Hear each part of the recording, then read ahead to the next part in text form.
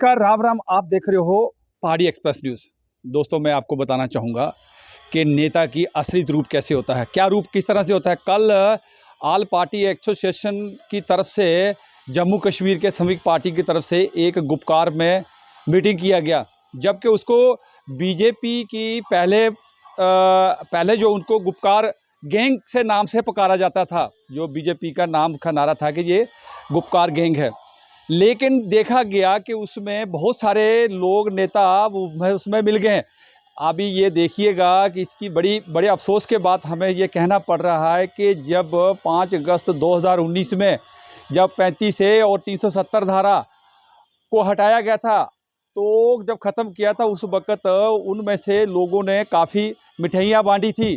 तो आज वही ग्रुपों के साथ मिल कर के जो गुपकार, मतलब कि कहने का मतलब गुपकार पार्टी से गुपकार एकजुट पार्टी के जो जम्मू कश्मीर के वहाँ पर मीटिंग किया गया और उसमें बहुत बड़ी बड़ी बातें बोली गई।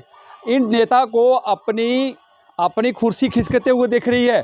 इसमें क्या गलत है, किया है जो इलेक्शन कमीशन है, ये किसी पार्टी की बात नहीं है। ये इलेक्शन कमीशन है जो बाहर जो जहां लोग रह रहे हैं, कई सालों से रह रहे हैं, जहां बाहर से जो पैरामिलिट्री फोर्सेस आएगी उसको जहां वोट डालने का अधिकार दिया जा रहा है।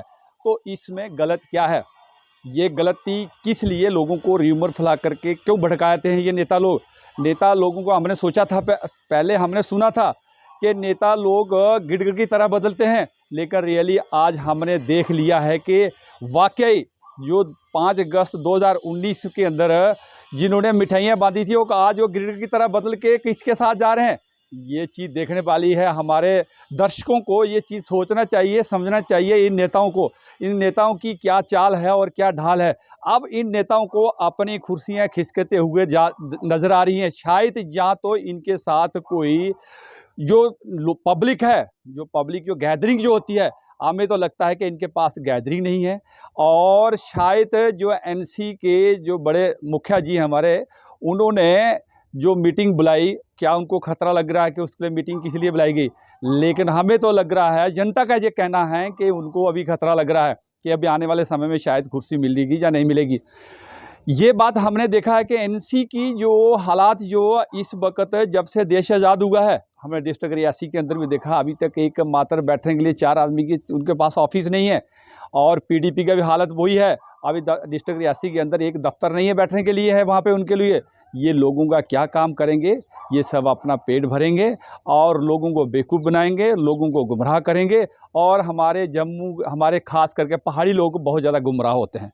इन लोगों के नेताओं के चक्कर में वो बहुत गुमराह होते हैं। मैं जितने भी मेरे पहाड़ी दर्शक हैं, जितने भी पहाड़ी लोग हैं, मैं उनसे अपील करना चाहूँगा कि इनके चक्कर, नेतागिरी के चक्कर में ना आए।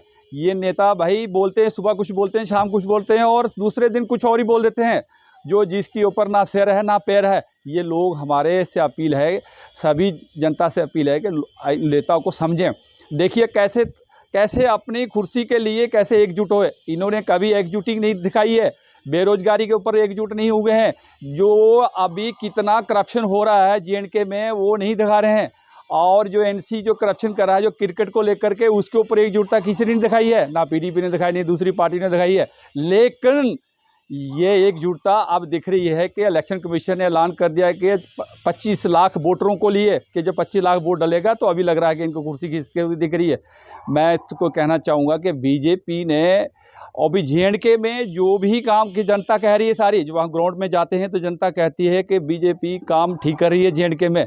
ये सभी लोगों का कहना है। कुछ एक चंद छोड़ करके 10-20 को छोड़ करके 60 से 70% लोग यही कह रहे हैं कि जो कार्यक्रम कर रहे हैं वो सही कर रहे हैं, क्योंकि मिलिटेंसी तो इनके राज में ख़त्म होने वाली नहीं है। जेएंडके में अगर इनका राज आ जाता है किसी पार्टी का, जहाँ पीडीपी, एनसीपी, जहाँ कोई और भी हो, तो जहाँ कांग्रेस भी हो, इनके राज में जहाँ कभी भी ख़त्म नहीं होने वाला है। लेकिन बीजेपी, ये जनता का कहना, ये हमारा कहना नहीं है, हमारे चैनल का कहना नहीं है, ये जनता के साथ हम जब ग्राउंड में जाते हैं तो ये जनता हमें बताती है और जनता के ये व्यूज़ हैं। मैं आगे आपको वो जो सोशल वर्कर ने कल की जो वीडियो, हम उसको लिए नहीं प्रतिक्रिया कर रहे हैं, लेकिन हमारा काम है चैनल का आपको दिखाना कि उसने क्या क्या चीज़ बात बोली है, वो क्या सही बोली है, क्या गलत बोली है। आप जनता, मेरे दर्शक, उसको कमेंट दे करके बताएं क्या वो रिपोर्ट ये आगे जो आने वाली जो सही थी, जहां हमने सही बोला कि गलत बोला, अपना वैल्यूएबल कमेंट्स दे करके हमें नहीं, अपनी जनता को बताएं, हमें जनता को बताएं कि ये क्या सच है क्या झूठ है। और इससे ज़्यादा ना कहते हुए BS राजपूत को दें इजाज़त। तब तक के लिए जय हिंद, नमस्कार। और आप देखते रहिए आगे वीडियो, कुछ सेकंड की है सोशल वर्कर की। नमस्कार। याद रखना बीजेपी वालों, अगर आप इस वोटिंग राइट वाले मामले पे खामोश रहे तो आने वाले इलेक्शन में जम्मू वेस्ट का MLA अशोक डिंडा होगा, अखनौर का MLA केसरी लाल होगा, राजौरी का MLA उमेश यादव होगा और कठुआ का MLA सुब्रमण्यम अय्यर होगा। कोई केरल से आएगा, कोई तमिलनाडु से आएगा, कोई बिहार से आएगा, कोई यूपी से आएगा। तो आपकी सियासत वहीं पर खत्म हो जाएगी। कश्मीर में ना तो कोई केसरी लाल जाएगा इलेक्शन लड़ने, ना कोई यादव लड़ने जाएगा। सब नुकसान जो है वो जम्मू को ही होने वाला है। लिहाजा मैं यही कहता हूँ कि ये जो वोटिंग राइट्स नॉन लोकल को दिए जा रहे हैं, इसके खिलाफ आप भी आवाज उठाएं और जम्मू के लोगों को बचाएं। जम्मू के लोगों के हकूक जो छीने जा रहे हैं, मुझे समझ नहीं आ रही कि आखिर क्यों बीजेपी का जो जम्मू कश्मीर का कैडर है वो जम्मू कश्मीर के लोगों के खिलाफ क्यों काम कर रहा है। और खासकर जो जम्मू का बीजेपी कैडर है वो जम्मू के जो डोगराज हैं, जम्मू के जो पहाड़ीज हैं, जम्मू के जो गुज्जर्स हैं, इन तमाम लोगों के खिलाफ क्यों काम कर रहा है।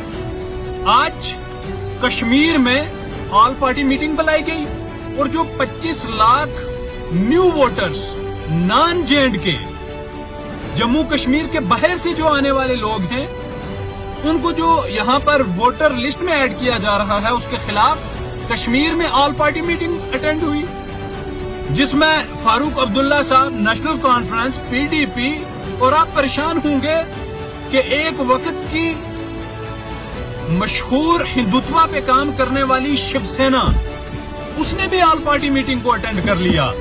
लेकिन दूसरी तरफ जम्मू में बीजेपी के लोग सड़कों पर निकलते हैं, मीटिंग ऑर्गेनाइज करते हैं और कहते हैं कि कोई परेशानी नहीं है।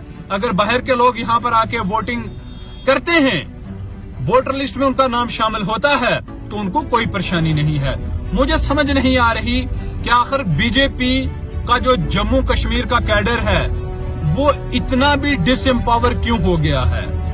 क्या उनको इतनी भी सेंस नहीं कि उनको जम्मू कश्मीर के लोगों के राइट्स को डिफेंड करना है। खैर हमें उनसे तवक्को तो नहीं है क्योंकि 370 उन्होंने तोड़ा, लेकिन फिर भी ये जो वोटिंग राइट का मामला था, दिस इज कम्प्लीटली डिफरेंट। अगर आप नॉर्थ ईस्ट में चले जाओगे, आप गोवा में जाओगे, तमिलनाडु में जाओगे, केरल में जाओगे, वहां के जो लोकल बीजेपी के यूनिट्स हैं, स्टेट्स के जो बीजेपी के यूनिट्स हैं, वो अपने लोगों के हकूक को डिफेंड करवाते हैं। और उसके बाद सेंटर की बात और दिल्ली में जिसकी सरकार होती है उनकी वो बात करते हैं। आपने देखा होगा कि कितनी गवर्नमेंट नॉर्थ ईस्ट में है। क्या बीजेपी ने वहां पर 371 तोड़ा? नहीं तोड़ा, क्योंकि वहां का जो लोकल बीजेपी यूनिट है वो बिल्कुल अपने लोगों के हकूक, अगर जहां पर पता चलता है कि उनके लोगों के हकूक छीने जाते हैं तो वो लोग स्टैंड ले लेते हैं। लेकिन अभी तक जिस तरीके से बीजेपी ने जम्मू कश्मीर के लोगों को ज़ब्ह किया है, यहाँ पर हकूक छीने गए हैं, मुझे थोड़ा बहुत यकीन था कि शायद वोटिंग राइट्स पे उनका कोई न कोई एटलीस्ट स्टैंड होगा। लेकिन इस चीज से वाज़ह हुआ कि जो बीजेपी का JNK का यूनिट है, उनको दिल्ली में कोई भी नहीं सुनता, उनकी कोई बातचीत नहीं होती। आपने ये भी देखा होगा कि 4 साल में यहाँ पर पॉलिटिकल प्रोसेस थम गया हुआ है। लेकिन जब कश्मीर की लीडरशिप सामने आएगी, बात होगी, तो तभी दिल्ली से पॉलिटिकल प्रोसेस भी स्टार्ट होगा। रिजल्ट ये निकलता है कि ना तो जम्मू की कोई सुनता है, ना बीजेपी की कोई सुनता है। लिहाजा वक्त की दरकार है कि जम्मू कश्मीर के तमाम लोग एक होकर ये आवाज उठाएं कि जो नॉन लोकल्स को यहाँ पर वोटिंग राइट दिया जा रहा है, हम उसके कत्तन खिलाफ हैं। ये हमें बिल्कुल भी मंजूर नहीं है। ये राइट हकूक वोटिंग का राइट सिर्फ जम्मू कश्मीर के लोगों को होना चाहिए। वो जिसको चाहे एमएलए बनाए, जिसको चाहे चीफ मिनिस्टर बनाए।